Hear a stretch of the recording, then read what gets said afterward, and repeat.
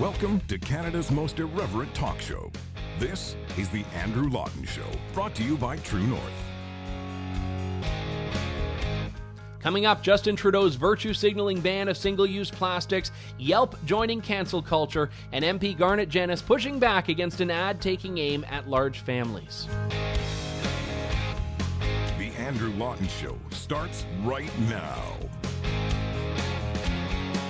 Hello and welcome to Canada's most irreverent talk show. This is the Andrew Lawton Show here on True North. It is Friday, October 9th, 2020, the Friday before a long weekend for those of you watching from Canada. So hope you all are getting ready to have a momentous occasion that is Thanksgiving.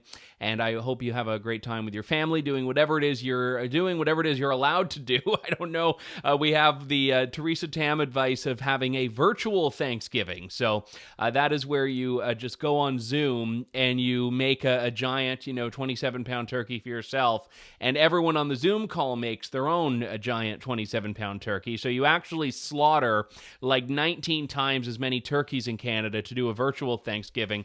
I wonder if PETA should be the one most prone to actually condemning this public health advice, because now everyone has to make their own bird. This is like going to be the Thanksgiving Day massacre if Theresa Tam gets her way. But whether you're having a virtual or an in-person Thanksgiving, I hope you have a great one. Just a bit of an update from a story I actually broke on Monday on True North and also on my show, on the Andrew Lawton Show, that the federal government had sponsored an ad encouraging people to take grandma on a Niagara Falls vacation. And this was particularly noteworthy because the federal government was also saying we're in a second wave, it's so dangerous, don't go outside, try not to travel, and all of that sort of stuff. And the ad in particular was a Niagara Falls tourism ad that was funded by the Federal Economic Development Agency for Southern Ontario. And I had done my due diligence. I had reached out to the agency and not actually heard back by the time our story went out and by the time my show went out. But I did hear back following the story. And what was interesting is that the federal government has actually now disowned this ad. The federal government said to me that, no, they're requesting the logo is pulled. They didn't approve it. They actually passed the buck to the tourism agency in Ontario that they give the money to, that then distributes the money to other local tourism groups. And that agency said, yeah, we're pulling the ad altogether. Now, the interesting part further to that is that as of when I'm recording this, the ad has not been pulled. It's still online. It's still being advertised. And I had a few people reach out to me on Thursday evening last night, say, hey, I'm still seeing it on TV. I thought you said they were pulling it. So I don't know when they're pulling it. They say they are.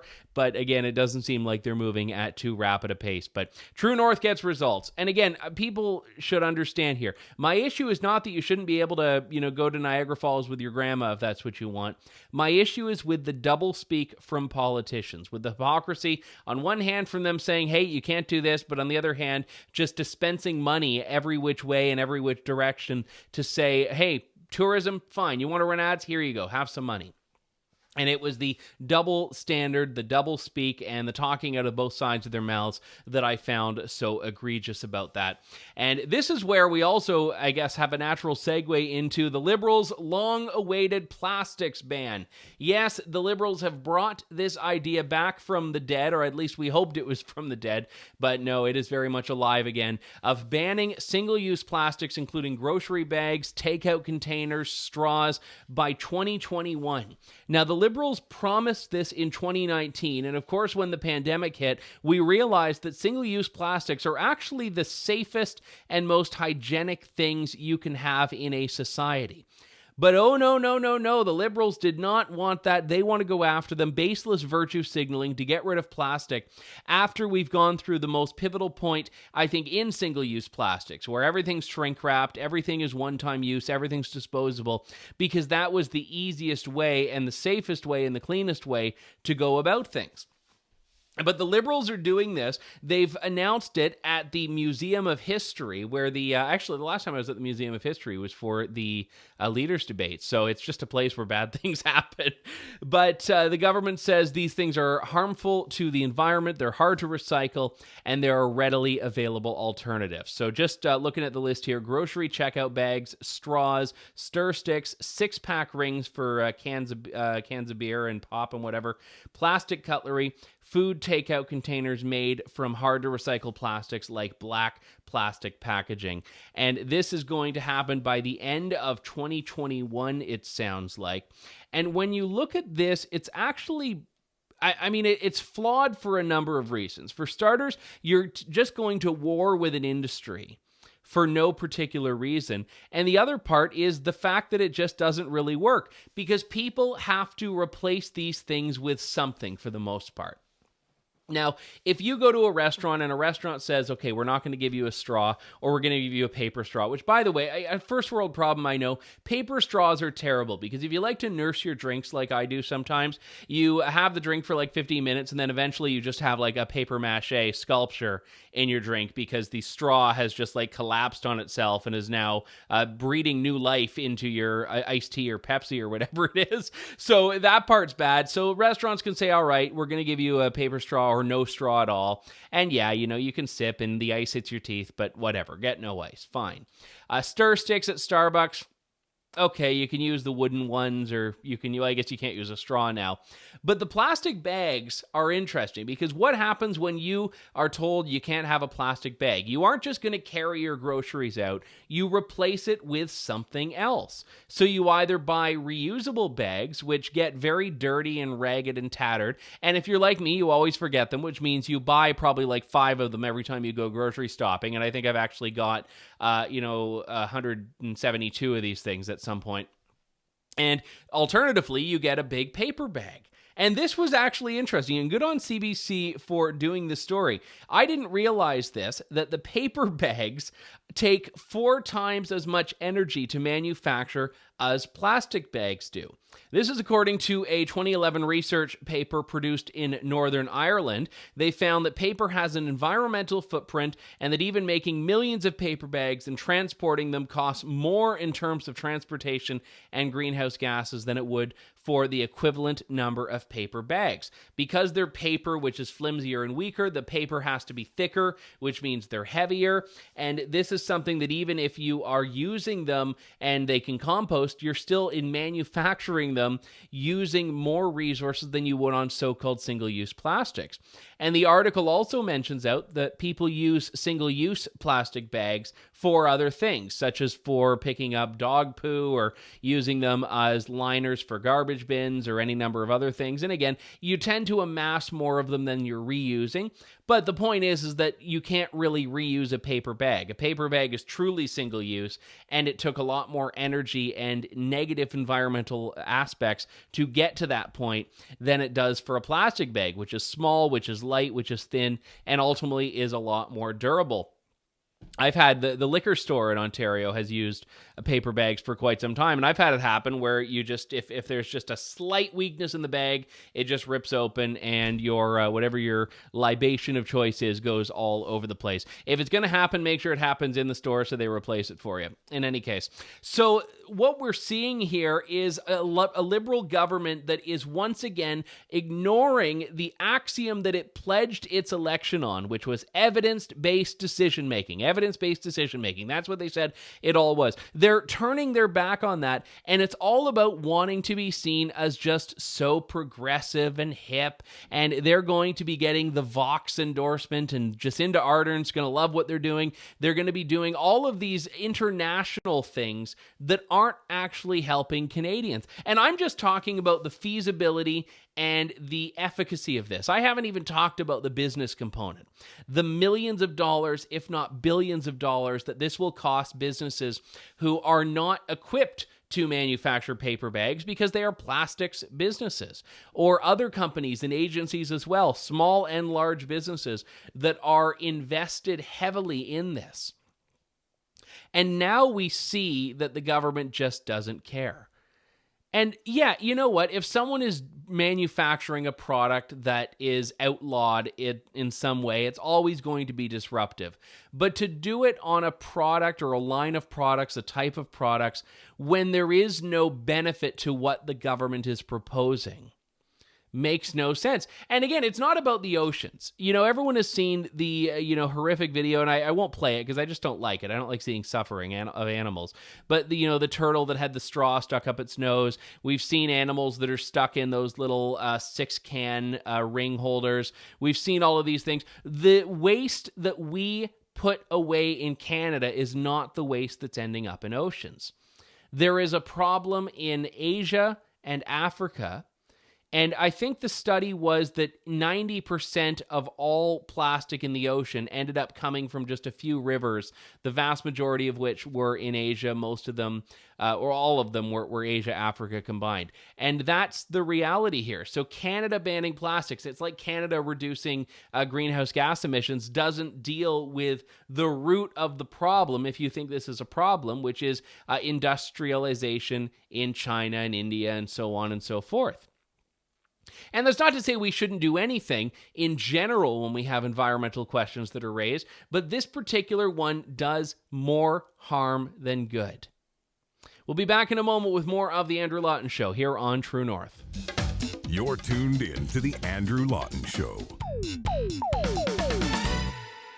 Welcome back to The Andrew Lawton Show. A couple of smaller stories here that I think combined speak to a bigger problem that we have in society right now. The first comes from my province of Ontario, where Ontario wants to ban physical contact and body checking in the OHL. Now, this is coming from the Conservative government. Sports Minister Lisa MacLeod, who I actually get along with quite a bit, she said it's safe to say that body contact, unless it's incremental, will not be permitted as a result of COVID-19. So if the OHL, which is the league that has, among others, the London Knights, the Sarnia Sting, and probably a few others, I believe it's hockey, they are saying that, if they're going to have a 2020-2021 hockey season, then body contact would have to be incremental. That's what they say. And this would pose a challenge to how they amend their play.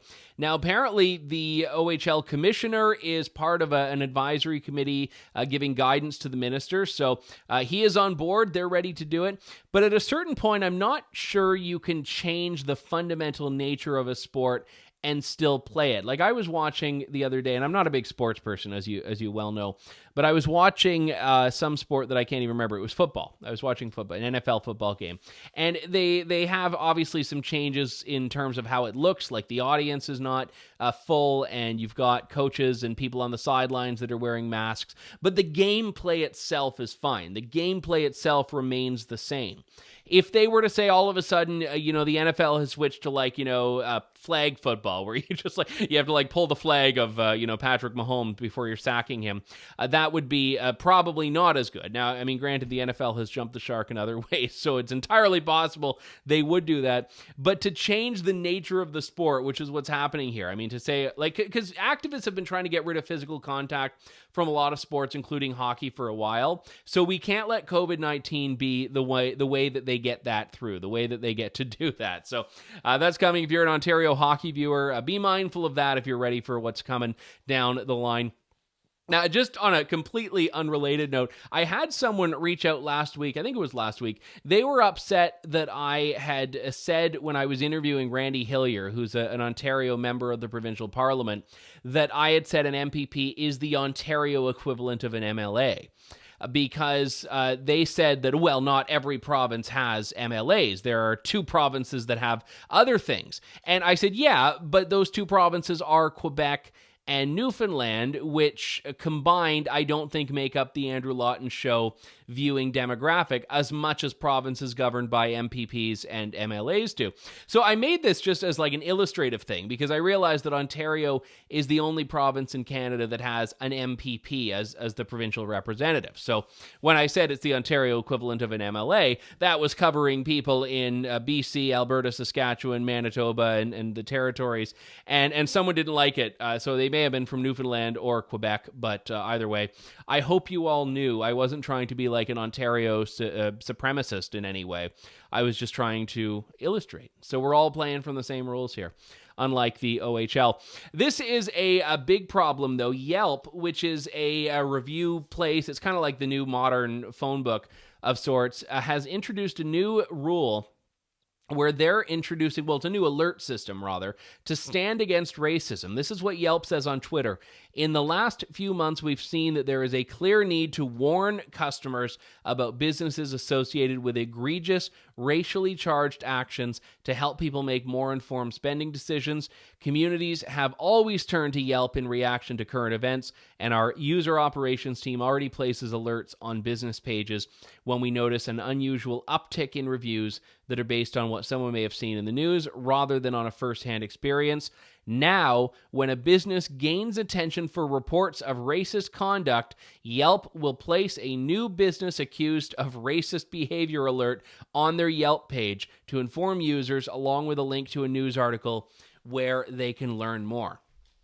So what Yelp is now participating in is cancel culture to the point of ruining your business. The whole point of Yelp and TripAdvisor is that you have, as a business, the ability to put your stuff out there, but you don't actually get to control other people's experiences. So if someone says, you know what, the soup was cold, and they give you a 1-star review, that's there. You can't change that. You can respond to it, but you can't change it because Yelp believes that it has a right to be the database for user experiences, which is fine. That's part of what business reviews are about.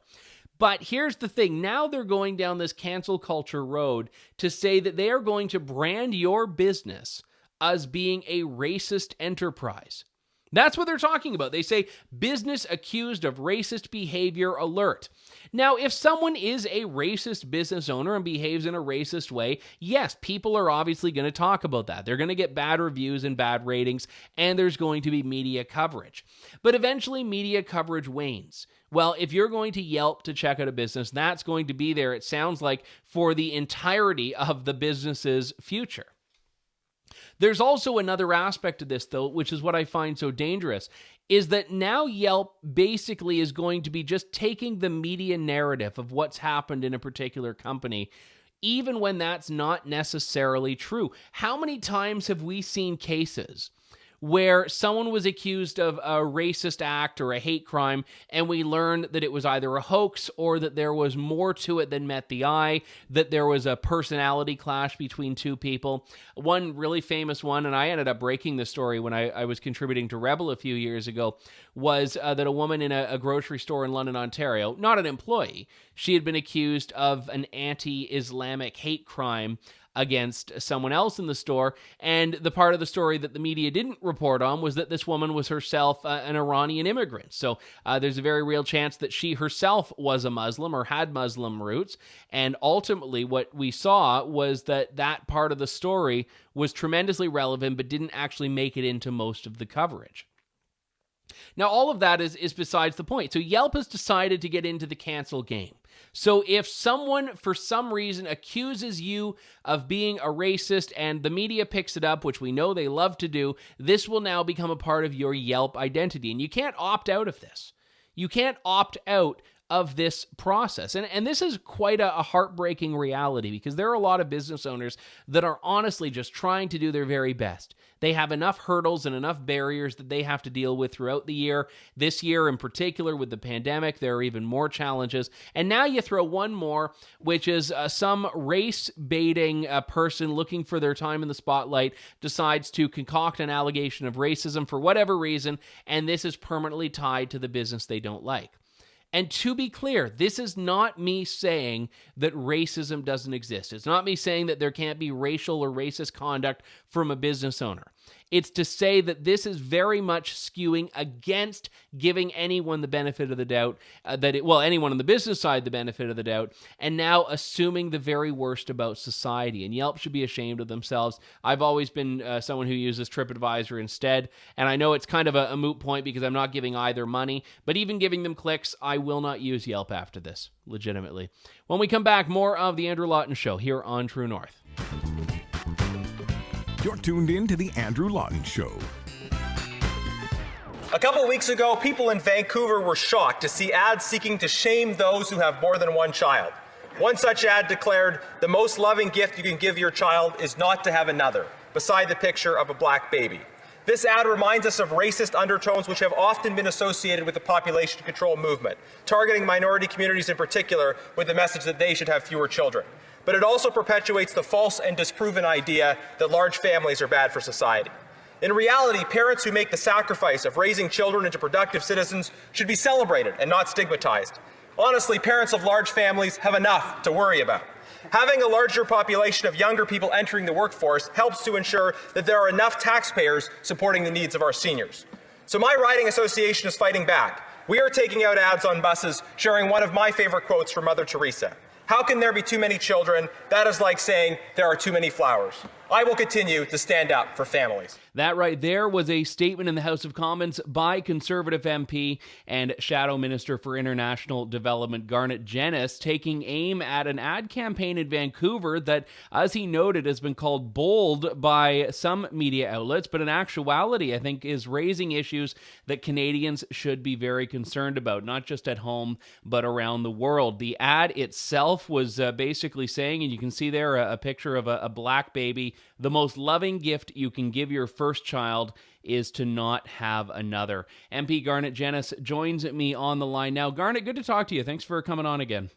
Great to talk to you too, Andrew. Thanks for the opportunity. Now, why did this rub you the wrong way, this ad campaign? Well, I think on the face of it, some people are just inclined to say, "Well, this is kind of stupid," and keep walking. But as a politician, I'm noticing some of the broader trends in this. Right? It's not the first time that somebody has tried to push this message, this false message, claiming that people who have sort of more than one child are being socially irresponsible. You see some quote unquote climate change people that try to deliver this message saying, well, if you have more children, they're going to consume more resources, and that's going to cause climate change. But there's also been a lot of these kind of coercive population control programs that have targeted minority communities, that have targeted the developing world with this kind of false message that telling people you shouldn't have more children, and it's based on totally debunked economic theories. The idea that we need or benefit from population control is completely contrary to everything we've seen in terms of how uh, population has been able to grow dramatically in the 20th century without negative impacts in terms of development associated with that. So it's just pushing this false message that shames people with sort of medium-sized or larger families, but also it's just false. It's incorrect, and it's nobody should feel bad. Nobody should feel guilty about having more children. In fact, we see how in societies that have very low birth rates, aging population, it becomes harder and harder for those societies to care for their seniors. If you don't have enough people entering the workforce relative to the number of seniors, then it becomes harder to provide the services that elderly people need in order to continue to thrive in older age. Oh, yeah, we see that happening in a particularly stark way in Japan, where I think the latest stories that I've seen have been about finding robots to work in, their equivalent of nursing homes because they just don't have a young workforce. But even in Canada, we had last week from Statistics Canada the report that our fertility rate here has reached an all-time low. So whether this is good or bad for the country is a separate discussion, but the idea that an ad campaign needs to be telling people to have fewer kids when we're already having statistically and historically an all-time low amount of them just doesn't seem to make sense. It's like, how low do they want it? Yeah, and I would never tell people how many children to have one way or the other. Some people, for a variety of reasons, choose to have fewer children. There's some people out there who I know who might want to have more children who can't because of whatever aspect of their circumstances. And I'm certainly not advocating the opposite, where we shame people for not having children. But there's a reality at the wider social level, which is that if you don't have a certain level of people entering the workforce, it just becomes harder to support those that are leaving the workforce, and I think that's a reality in a lot of places. I mean, Japan is an interesting example, of course, because they they don't have the same kind of immigration that you see in North America and in Western Europe. and immigration certainly kind of fills part of the gap, but it can't be the whole story for two reasons. One, because you know so sometimes there's a if you have newer people coming that don't have a social or relational connection with those that are aging, the kind of care and support that used to happen inside of families isn't present. I think Ross Douthat makes this point very well in his recent book, Decadent Society. But the other issue, and the sort of the more obvious issue, is that if you promote this kind of population reduction, population control message throughout the world, at some point immigration can't plug that hole, right? If some societies have declining birth rates, that can be kind of responded to through immigration. But if all societies are having dramatically declining birth rates, and the aging population phenomenon becomes truly global, then you don't have the immigration solution. Yeah, I'm glad you actually brought up that point, because I know this has become a contentious issue for moral reasons when we see international groups, or in some cases governments, that are prioritizing and funding overseas birth control and abortion. But there is a demographic aspect of that debate that's distinct from any moral one, it sounds like.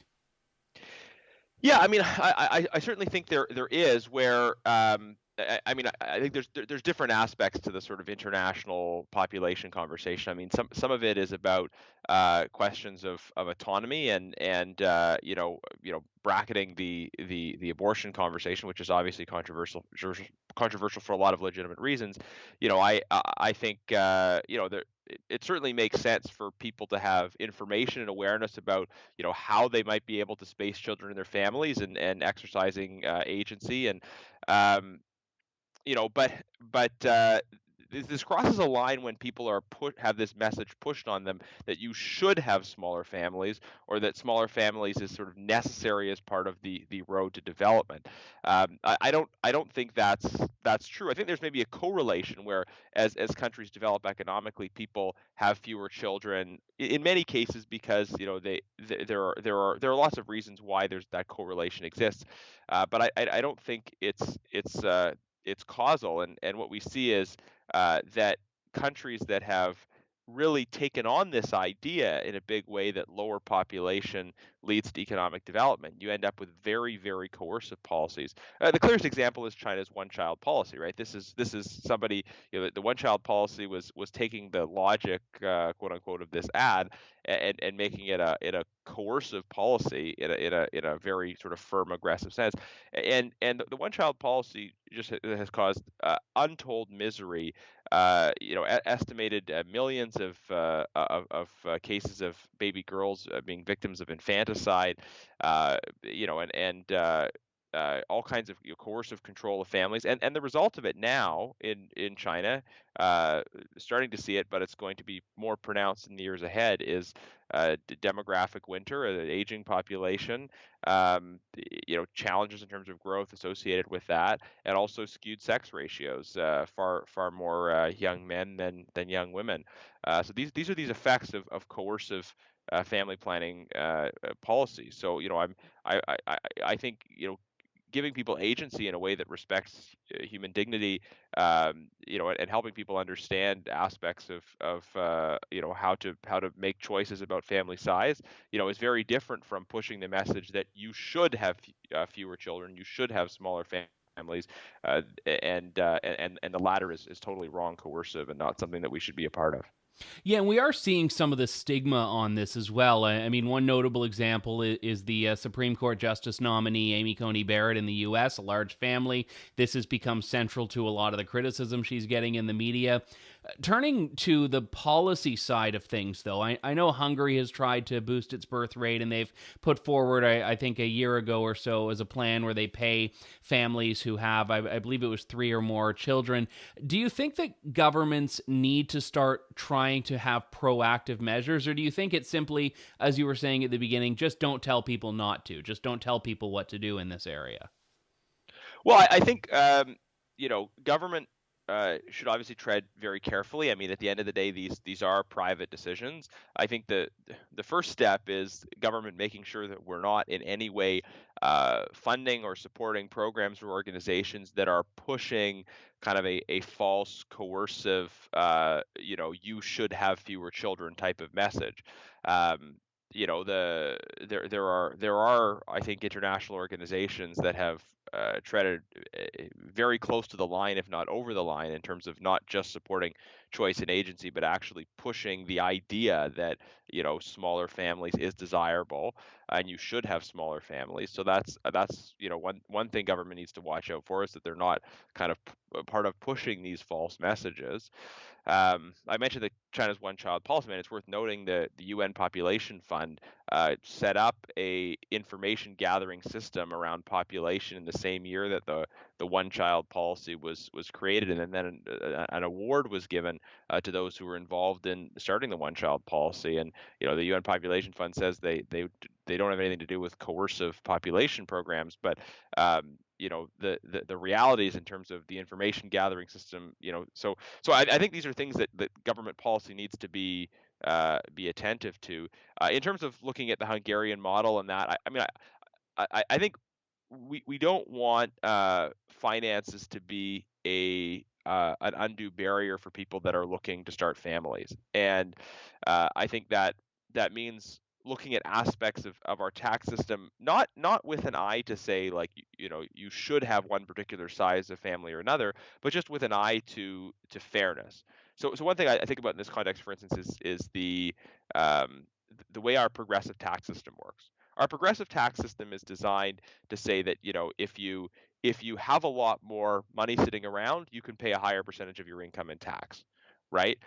But it doesn't really always fully take into consideration the fact that if you have a medium to high income, but you're supporting a large family while doing it, you don't exactly have the same kind of cash on hand as somebody who is making that same income and single. And if our progressive tax system is supposed to reflect the ability of people to pay into that tax system, then maybe we need to look at tax policy that just reflects the realities of what families are experiencing, especially when you take into consideration the fact that those that are having larger families, those children will grow up and also pay taxes and continue to support the existence of our social programs while their parents are moving into the sort of post-work age category. Yeah, and looking through some of the changes that the Liberals put in a couple of years ago that went after family businesses and income sharing among families. I mean, that's another area that as well penalizes people whose families are very integrated, involved, and economically successful running a business. Yeah, absolutely. And I mean, we're facing a real crunch, obviously, with the obscene deficits the governments are running right now. But that's why, in principle, of course, the income splitting issue is just quite clear cut that we consume resources as families, not as individuals, and it makes sense for taxation to be considered. And I think like the income splitting debate was always kind of skewed by the left to say, is this about providing a tax cut to this particular group or that particular group? It was never about deciding to preference one group or another. It was about tax fairness. It was about saying that if you have two families that are making the same income, they should pay the same rate of tax. And whether that you're talking about making $50,000 a year, making $200,000 a year, and whether you want to make other adjustments to other brackets to offset it, the principle should be same family income, same rate of tax. Now, I know you've spoken out against this ad campaign in the House of Commons, and I appreciate you joining me to do it as well. You've also decided with your riding association to fight fire with fire. Tell me about the ad you're running. Sure, yeah. Well, we've got an ad that's going to be starting. I'm not sure exactly when it's going to be starting, but within the next couple weeks on some buses in Vancouver, and it's a non-confrontational, non-judgment ad that just says it quotes Mother Teresa saying, "How can there be too many children? That would be like saying there are too many flowers." recognize that the children are wonderful, children are a blessing, and I think. People celebrate children, and the idea that people should be shamed for having children is not acceptable. So I just posted on social media about the ads we're going to be running and gotten a great response. I should say the ads have a photo of 4 children. Those are actually my children. One of the things that I thought when I saw this ad telling people to have fewer children with a picture of a young black child is thinking, this child, having their image used to promote the idea that you shouldn't have children. Imagine how that person is going to feel when they get older and they hear about how their image is used in this ad. So rather than find a stock image somewhere, I know my kids love being part of a big family, and they're very happy to be seen smiling at folks walking around looking at Vancouver buses. All right. Well, their career in public life is getting off to a good start then, too. Yeah. Sherwood Park, Fort Saskatchewan, Member of Parliament Garnett Genuis. Always a pleasure, sir. Thanks for joining. Thanks so much. Great to chat with you. Well, that does it for me. My thanks again to MP Garnett Genuis and all of you for tuning in to today's show. Hope you have a great Thanksgiving weekend. We'll talk to you next week. Thank you, God bless, and good day, Canada. If you enjoy the show and want to hear more of it, we need your support. Head on over to andrewlaughtonshow.com and click donate to support the work that we're doing and stand up for independent media. Thanks for listening to The Andrew Lawton Show. Support the program by donating to True North at www.tnc.news.